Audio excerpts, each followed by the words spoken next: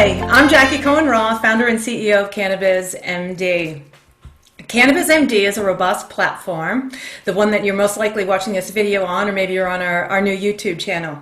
CBMD, for short, is a robust platform where our primary focus is supporting nascent medical cannabis programs, whether they be at the state, multi-state level, and we're even doing some work internationally.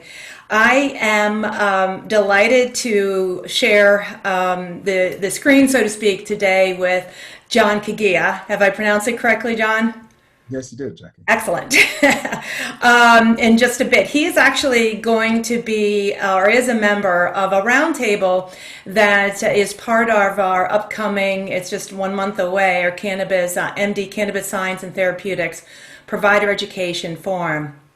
So I'm very excited to speak with John in just a bit, but these video profiles are truly just thoroughly enjoying a piece of enjoyment for me, as well as I hope our viewers, where I'm talking to cannabis industry leaders. These are thought leaders who are certainly making an impact on establishing best practices for the industry today and helping to ensure quality medical cannabis patient care, which is what we're all about. And of particular interest and passion is the education for our healthcare providers and physicians in particular.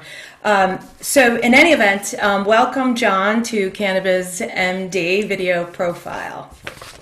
It's a pleasure to be here. Thank you. So a bit about John. John is quite a pioneering thought leader in the cannabis industry. He is Chief Knowledge Officer of one of my favorite companies that I love getting your data points, New Frontier Data. John is developing leading market forecasts for market growth in the industry and uncovering groundbreaking insights into the cannabis consumer, and has led its first kind of analysis of global cannabis consumers. John and his colleagues work with investors, business owners, operators, industry innovators, who to understand the fast evolving industry, capitalizing on emerging opportunities, hedging against risks, and predicting market defining trends. Leveraging his years of experience managing research studies for clients that include Accenture, Boston Consulting Group, IBM, Microsoft, and the U.S. Department of State, John brings a keen understanding of market insight to enable organizations to plan, grow, compete, and actually measure performance more effectively. John and his colleagues on the Future of Cannabis Roundtable, I'm particularly excited about, and I'll be moderating that panel. Our colleagues will examine the intersection of the cannabis industry, as I refer to as the legacy cannabis industry, and as it has morphed into an incredibly dynamic industry that we have today, as well as traditional healthcare, the pharmaceutical industry, and technology. We're going to be talking about guidance on approaches to multidisciplinary collaboration and the practical application of translational research models to advance cannabis science. So welcome, John. And last we spoke, it was early COVID that you were isolating in Africa. So where are you today? I'm still sheltering in place in Nairobi, Kenya. So I'm a Kenyan national by birth. And when it was clear that the world's travel was going to shut down in early March, I was able to very quickly get out of Washington, D.C., where I'm based, get one of the last flights in, and have spent what I can't believe is the past 6 months working from my parents' living room in Nairobi. Yeah, I mean, I can imagine the challenge of what's, off the top of my head, I'm not familiar with the time difference. So how are you managing that? It's interesting. So it's 4 o'clock in the afternoon in Washington. It's 11 p.m. here. I'm a night owl by nature, so it's actually not been too bad. It suited me pretty well, but still quite strange for me to be, starting my day mid-afternoon around 1 or 2 in the afternoon Nairobi time, and then going to bed when the birds are chirping in the morning. And because my parents live in a semi-rural area, the birds really do chirp out here. Oh, that's fantastic. Well, thank you for joining us. And, I was particularly intrigued with the work that you have been part of as a researcher for the U.S. State Department. And then you've pivoted into a federally illegal industry. So, what was intriguing about the pivot, or what was intriguing that you saw about the cannabis industry that then was the impetus for the pivot? Over my career, I've had the privilege of getting to work on some really interesting topics, trends, and themes. I particularly enjoyed my time collaborating with the U.S. State Department, trying to better understand how the U.S. could do its global digital public diplomacy more effectively. But in the arc of my career, one of the things that has just always been a personal interest is trying to understand major kind of social or cultural trends as they're emerging. Just because that seeing kind of that change happen has always been fascinating to me.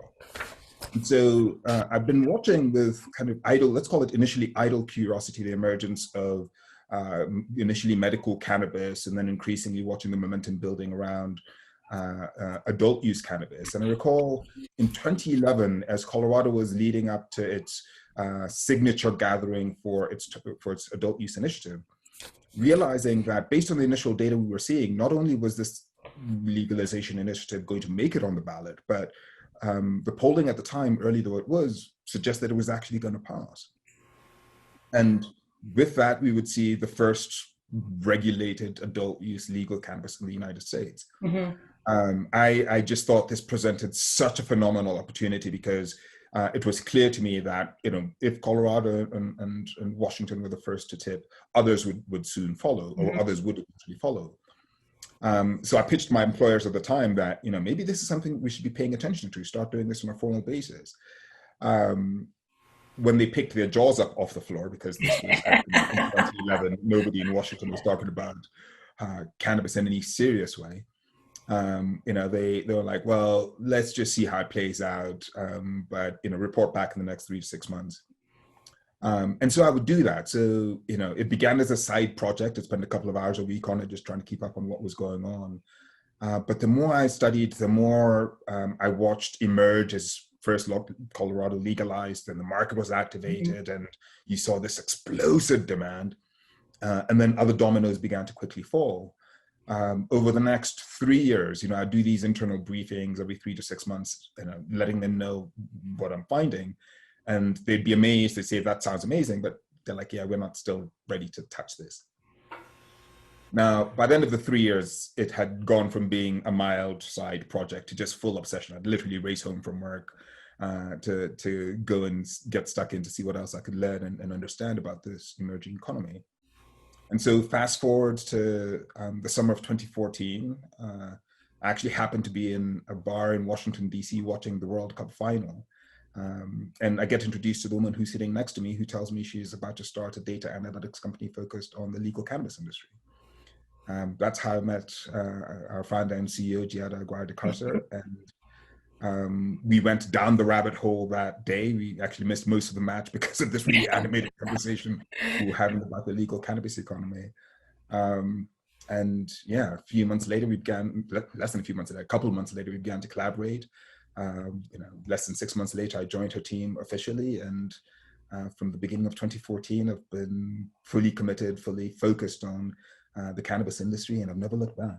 Yeah, yeah. I mean, similar story is maybe that's the economist's mind is looking at the trends, and I've been sitting back and coming from a traditional healthcare background, and it's exactly that, just watching the trends and emerging markets. And particularly, as we spoke about in the U.S., I do want to speak to you in a bit about a global viewpoint. But in the U.S., as we know, medical cannabis is displacing opioids, painkillers, and the anxiety medications. I mean, especially we're hearing about the numbers related to COVID, and of particular interest of this upward trend. And actually, prior to this call, I was listening into a meeting, of course, virtual, of Maryland's regulatory body where I'm based, the MMCC, Maryland Medical Cannabis Commission. And the executive director, Will Tilburg, gave his report with the YTD numbers, which were just, I mean, it's remarkable. Maryland just had a $40 million month. YTD is, I believe he said, 250 million. And where the number of 2019 annual sales total were just over 100 million. So it's just really remarkable, this growth. And so where we're looking at today, we have 33 states have a medical cannabis program in place: Puerto Rico, Guam, and 20 of those 33 states have actually declared medical cannabis essential.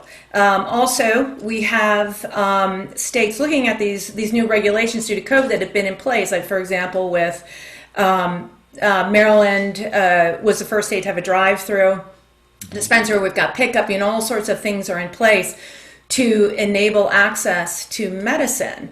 And so I'm sure with these numbers and the clip at which they're increasing is pharma is paying attention to these numbers, and especially with the impact on opioids and all sorts of medications. Pharma has already a multi-billion-dollar industry in the U.S., let alone globally. So, we're entering in. I don't know. Remember, I guess I'm focused on 30 days out from today is our forum, and what is it? Just over 60 days, I believe, for the election, the presidential election. So. There's definitely a conversation of what's going to happen with the U.S. The prohibition, the federal prohibition. So, certainly the presidential candidates have their platforms where they're talking about. Biden is suggesting a Schedule II. What do you think is the impact of the pharmaceutical industry? And again, they've got big money behind them for lobbying, and of course, there are some already medicines in market that are being produced by pharmaceutical companies. But going back, what do you think the impact of big pharma will be on the end of U.S. federal prohibition? So we're at a really interesting point in the evolution of our national debate on the regulatory status of cannabis. And maybe just first taking a step back and talking specifically about what we've seen in this COVID moment, which I think has been a wake-up call to people who haven't really been paying attention to the regulated cannabis economy. Across virtually every market that we've been tracking, and we're now tracking retail data from virtually every legal regulated state, both on the medical and the adult use side, we've seen, on average, between say a 25 and 35% increase in consumer spending, in cannabis consumer spending, during since the pandemic began, or since say the March lockdowns and social constraints began. I'm interject for a second. So with that, so 25%, there's a lot of conversation there was when that $600 a month support was in play, and so that's gone away, but the numbers are continuing. Clearly what I just reported on Maryland, so those numbers continue to increase. Those numbers do continue to increase, and this is actually an important facet to understand about cannabis and cannabis consumers, is that cannabis demand is really inelastic. So it takes a really massive disruption in the life of the consumer for them to cut their cannabis demand. They may look for cheaper products. They may look for, or they may kind of spread out their use a little. But they're going to cut every other indulgence, every other kind of recreational leisure component of their spending, with cannabis being one of the very last items that they would cut.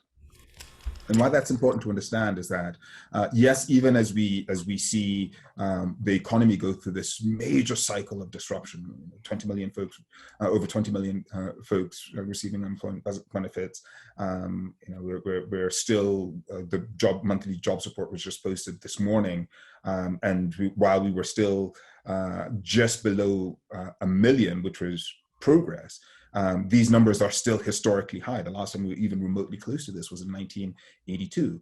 So even amidst this kind of phenomenally bad economic situation, part of the reason, I think there's a convergence of reasons why cannabis demand has remained so strong. So first, think about the psychological effect that COVID has had on the American psyche.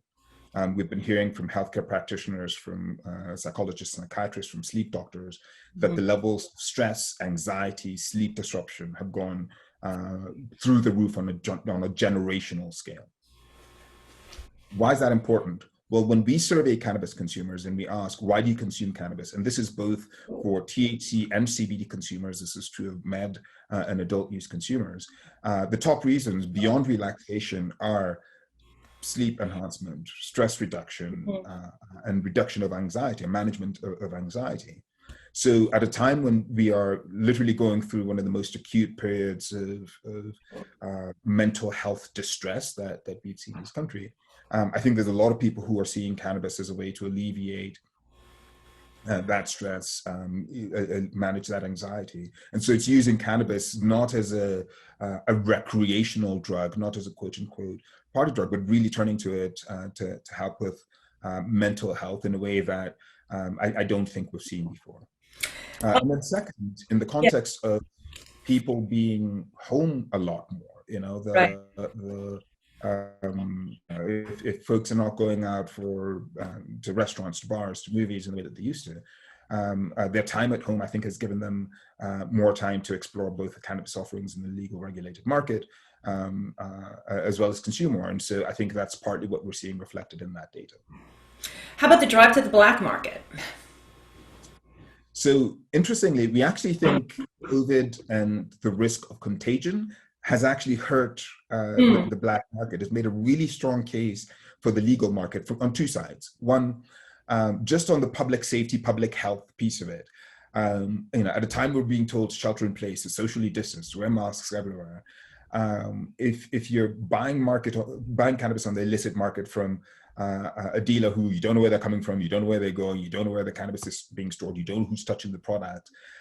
Even if you have been very comfortable participating in the unregulated market, this would probably be a time where you're like, is this safe?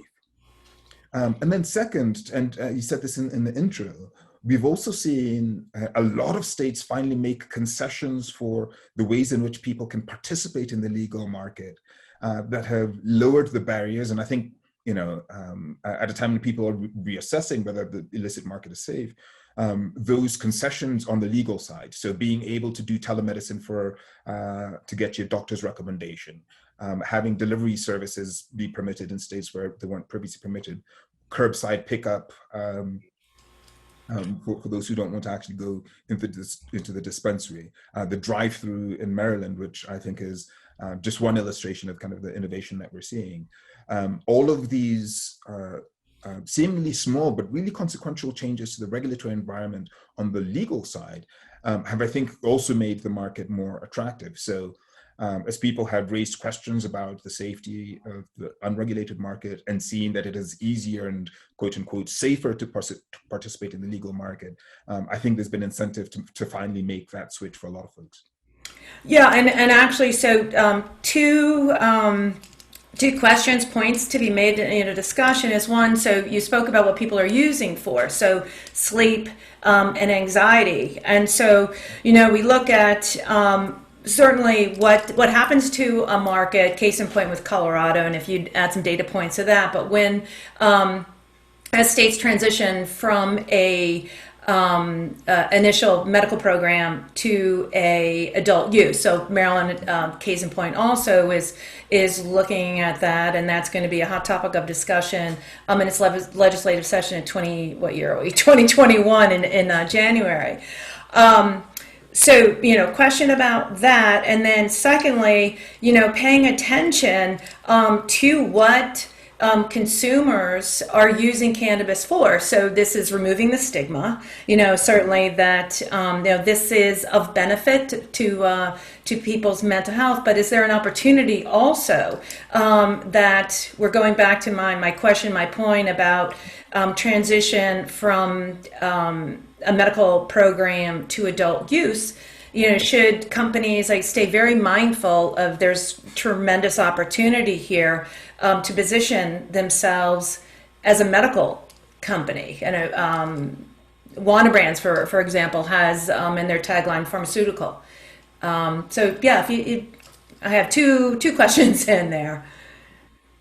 So great question. And really the regulations here will dictate what happens when adult use passes in the medical market. But just to be clear and level set, just because a state legalizes adult use does not necessarily have to mean a death knell for the medical market. Right, exactly. And we actually have a great example of that in Colorado, the country's most mature adult use market. Medical had been legal there for about 10 years before adult use was legalized. At their peak, the state had about 140,000 registered patients. And even now, 6 years post adult use with a very, very robust and we would say effectively regulated adult use market, you still have over 80,000 patients participating in that medical program. So yes, it's come down a bit over those 6 years, but they still really, really vibrant. It's still really vibrant market, still a really lucrative market for the stakeholders who are serving the medically registered patients. Second, to answer your question specifically, both around pharma and the evolution of our thinking around medical cannabis as a true therapy, as a pharmaceutical alternative that could potentially disrupt healthcare delivery as we know it. It's been striking to see the ways in which medical cannabis has really begun to challenge our thinking around pharmaceuticals being the first, best, and only option by which we can improve human wellness. The US is really unique in this environment where the medical environment is still very largely flower-based, even though medical patients are less likely to consume flower than non-combustion products. But it is clear, and I hear this all the time from the doctors that we interact with, that many of them who were skeptical about medical cannabis being a thing, who would say, they may not have made the recommendation initially to their patient, but the patient was using cannabis and they were seeing results that they couldn't explain. And so based on that, they began to work more closely with the patient, establish a real relationship that enabled them to explore the patient's cannabis use. And not only did that lead them to formally recommending the patients use cannabis, but also them getting much more educated about the ways in which cannabis could be either integrated into their broader therapeutic regimen, as well as learn more about kind of the different ways in which medical cannabis can be used. The pharmaceutical industry is paying very, very close attention to this. When we get to a point where we now have more than a handful of states that have opioid replacement therapy programs, where Illinois and New York being perhaps two of the most recent ones, which basically say if you're prescribed an opioid by a physician, you automatically qualify to participate in the medical cannabis program. This is from the recognition not only that medical cannabis is actually really effective in pain relief, and we see that actually across the board, that in states which track which conditions patients are participating for, pain is far and away the most dominant reason why patients participate in these programs. But two, it's also recognition that even though the opioids can be very effective at managing pain in the near term, the long-term social, economic, societal implications and impacts of opioid dependency are so grave that it's critical or it's become increasingly critical, not just from a public health standpoint, but even from an economic cost standpoint, that patients are given an alternative that can at least get them, say, 80% or 90% of the way there in the pain alleviation, with almost none of the same dependency issues that you see with opioids. Right, exactly. I mean, you have your public health programs that are in place to combat the opioid epidemic, and it has not gone away, certainly. And actually, COVID has been really bad for the opioid resurgence of the opioid epidemics. It raised new urgency in medical legalization as an opportunity to drive continued growth in the medical programs if they can help keep people from becoming dependent on the opioids. Yeah, I mean, and to your point is the shift in thinking and the necessity. I mean, this is why we do what we do at Cannabis MD, is a focus on particularly physician education. Excited to share that we have a neurologist joining us on our first panel, which is a clinical and scientific use of medical cannabis. He actually was very discouraging. He's head of the, again, a neurologist, Johns Hopkins physician, and head of their stroke center. He actually was very discouraging. This is per my collaborator on the forum, Laura Barrett Nutting, about her when she decided to go into the cannabis industry. She's an RN and MBA, and now he's on our panel. Being part of Johns Hopkins, of course, he cannot become a recommending physician, and Johns Hopkins does not permit, which is so unfortunate, none of the hospitals do at this point, of registered medical cannabis patients to have access to their medicine. But in any event, this shift of thinking, and while we're staying on the subject of physicians, so when you're communicating with physicians, and so what are the most important points, and what are you hearing from physicians? What are they asking, and what should they be paying attention to?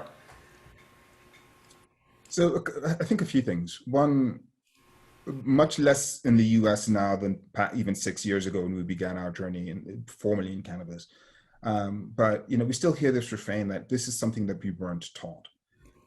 We didn't learn this in medical Right. school, and so I think Still, it's it's still. I think it's over 90% of medical schools do not include the endocannabinoid system or cannabinoid therapy in their training. It's more looked at, here's looking at it as a marijuana use disorder.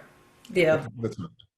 And so just foundationally, I think that creates a really problematic situation where there's a disharmony or inconsistency in how physicians are going about learning about cannabis, because it ends up being a lot of trial and error. It becomes many are finding out about this or learning about this in their practice as opposed to in a formal setting, and what they're learning ends up being in non-uniform.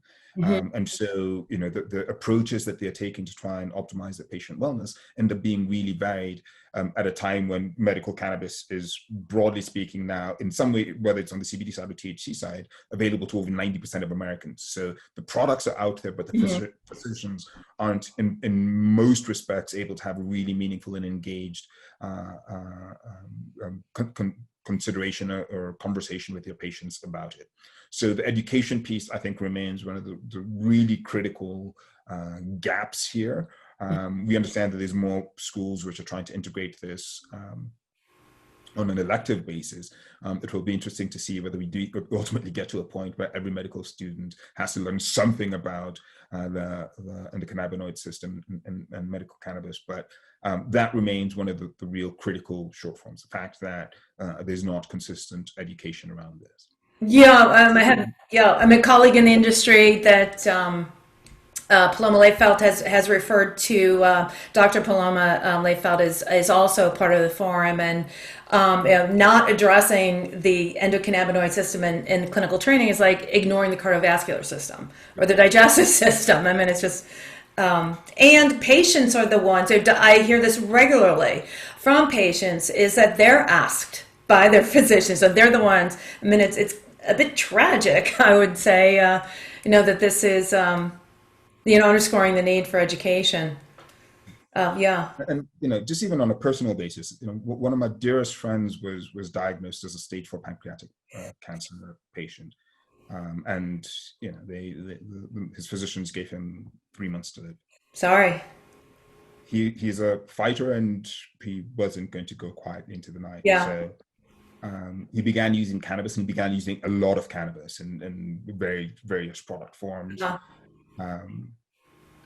For somebody who had been given 3 months to live and was told in short order to start making his arrangements because of how frail he was going to become, he was living in a state where it was not legal, so he was going through all of these hoops to get these products. He would joke that he's turned his mother into a cross-state cannabis smuggler, but even her, as a conservative, anti-cannabis person, prior to his diagnosis, was fully on board when she started seeing the results it was having on him. And so fast forward 15 months, he shows up at my door, and you couldn't tell he had cancer. Oh my gosh. And this was somebody who had a 3 month, who had been given 3 months to live. 3 month. Wow. Uh, he had been very successful in life. So had kind of Yeah. gold-plated insurance. He Yeah. was able to see the best oncologists in the country, and his doctors would tell him, "We don't know what you're doing, but keep doing it." And Yeah. so it was only once he got much further along and just felt comfortable telling them that he was using cannabis. They're like, look, we aren't in a position to recommend or have that conversation just because, one, we don't know anything about it, two, it's not legal in this state, Right. but keep using it because it's clearly working. Right, and that is the point to understand, or not to understand, but just to underscore rather, is to consider it as an adjunctive therapy, is that it does give me great pause where I will see, on social media or whomever it is that unfortunately is putting out some false information, whether RSO cures cancer. We do not know that, and that is very scary. That somebody's going to get off of their chemotherapy or whatever it is, but that it is certainly medical cannabis is a safe replacement for some traditional pharmaceutical products, but yet also to consider it as an adjunctive therapy to others. So that's quite a story, and thank you for sharing the personal story. Right. And I think that's actually a really important point that you make, because I'm not saying his cancer Yeah, was, yeah. yeah, it ultimately claimed him 22 months later. Oh, I'm sorry to Um, hear but that. Yeah. but for him to have had all of that extra time, 19 more months of rich, Uh, vibrant life in a way that his doctors would never have expected. He still went through chemotherapy, yeah. and he still had some dark days. But broadly speaking, the one of the ways in which cannabis, I think, was or two of the ways in which cannabis, I thought, was a phenomenal enhancement to his life, was watching him eat and the appetite that he had. And I think we grossly underestimate the value of appetite, not just in gaining strength, but Yes. in human wholeness. Right. There's an innate, hardwired, deep pleasure that humans get from a well-enjoyed meal.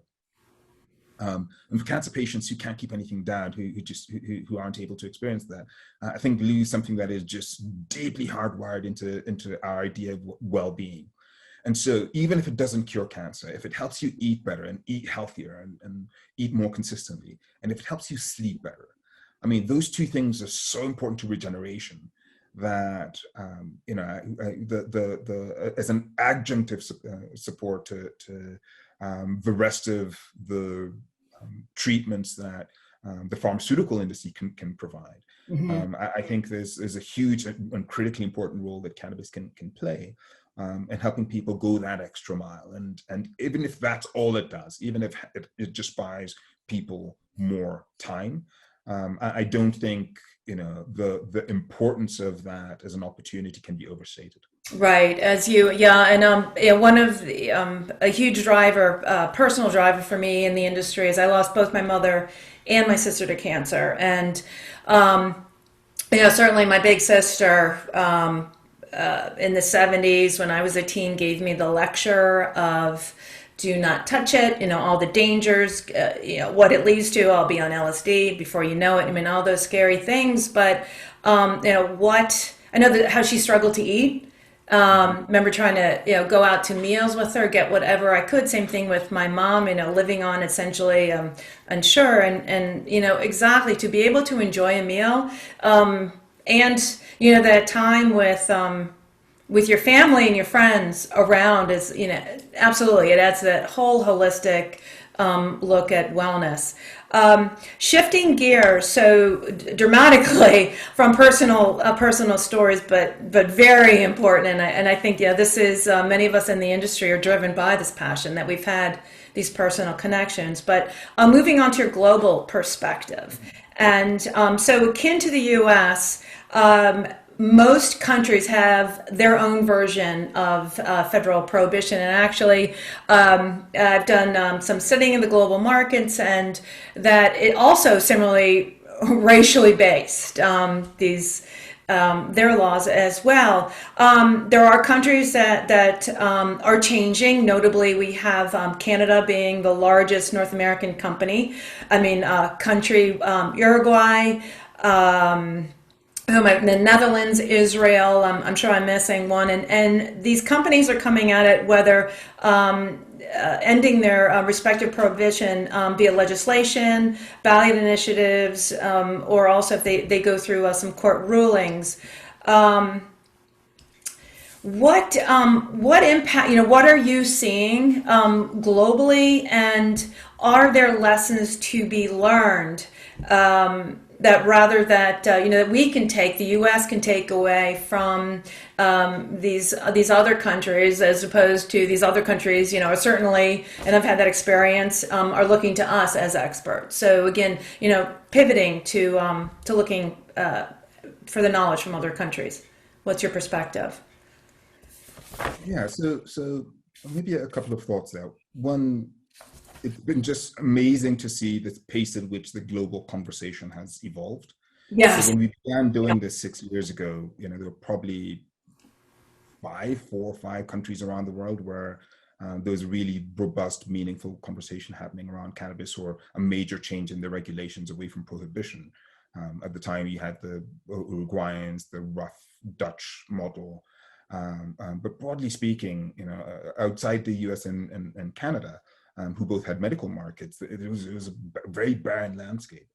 And so to think that now, 6 years on, we're at over 70 countries that have either legalized medical cannabis, industrial hemp, or decriminalized cannabis in some form, Mhm. I think is just a reflection of how quickly this shift in public attitudes toward the role and status of cannabis in our society have evolved. And this is a generational change.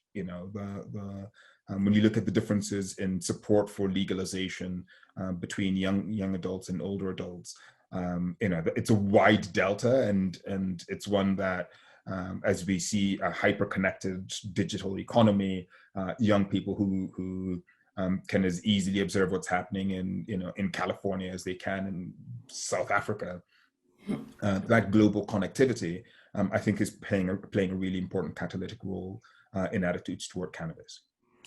Second, on legalization specifically, and medical legalization in particular, I would offer first maybe Europe as an example of how different other markets are approaching medical cannabis. The US and Canada are fairly similar in terms of fairly initially low, loosely regulated environments. The doctor can recommend it, but basically you work with your dispensary or retailer to purchase the product. In Europe, the models are much more regulated, much more strictly managed.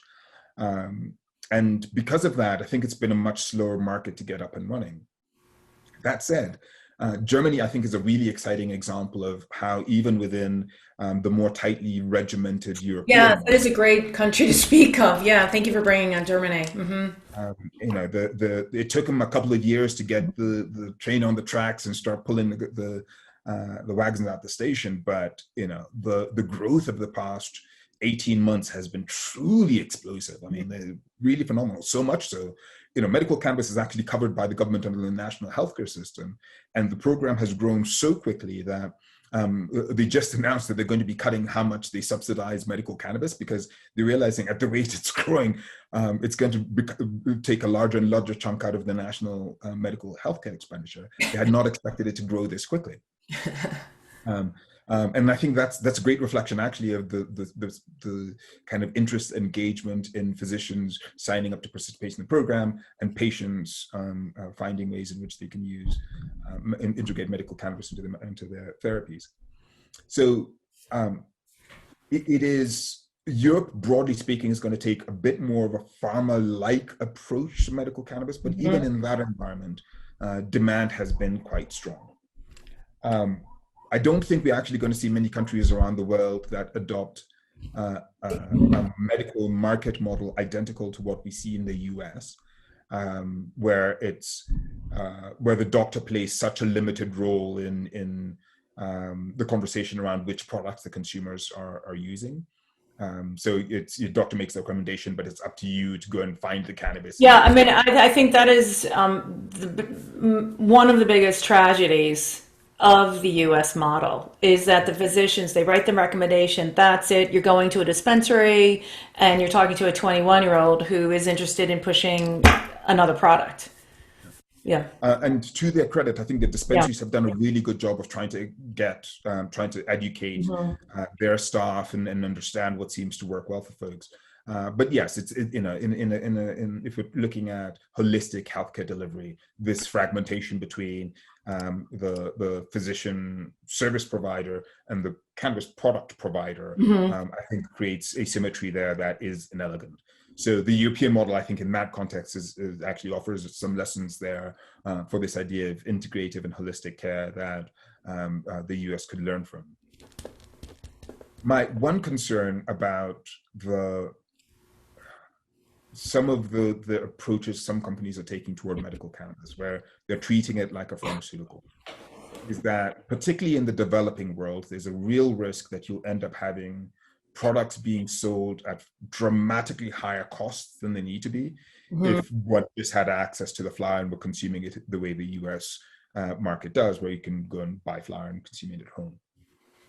Um, I was recently on a panel where we were talking to some stakeholders who'd been doing some work I think just come back from Chile. And one of the first patients there to be approved for medical cannabis, she was somebody who was living on less than $5 a day. But because she was importing her medical cannabis from Canada, her doses were costing her $70. Oh my And so God. just an asymmetry there where, you know, the kind of logic of having a product that is a multiple of what she's earning, and you know, presenting this as a life-saving remedy, particularly when affordable flour is readily available for pennies on the pound in the local market.